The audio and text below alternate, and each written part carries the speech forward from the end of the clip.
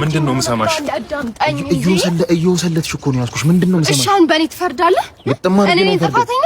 ለምን ማን ጥፋተኛ ታዲያ? ሲመጣ አትምጣ ነው። ቤቱ እኮ ነው። ረሳው እንዴ? ባሌ እኮ ነው። ባሌ ነው? ውሽምዬ አትደልኝ። ውሽምዬ ባጥር ዘሎ ሲሄዱ ውሽሜ ደስ ይላል በሚል ኋላ ቀር 100 ዓመት የሞላው አባባል እኔን መደለል አቁሚ። ይገርምሻል። በኃይለ ሥላሴ ተሰደድን፣ በኃይለ ሥላሴ አጥር ዘለን፣ በደርግ አጥር ዘለን፣ በአብዮቱ ጊዜ ራሱ አሁን ቅርብ ጊዜ በኢህአዴግ አጥር ዘለን። እስከ መቼ ነው ውሽማ አጥር የሚዘለው? ለደስታ አይደል እንዴ የምንለፈው? እኔ በሱ ሰዓት መጥቻ አውቃለሁ። እሱ ከስራ በሚገባበት ሰዓት መጥቻ ይሄ ሰዓቴ ነው አይደለ? ለምን ሰዓቴ ማታከብሪልኝ? በጣም ብልግና ነው። አምኜሽ ነበር።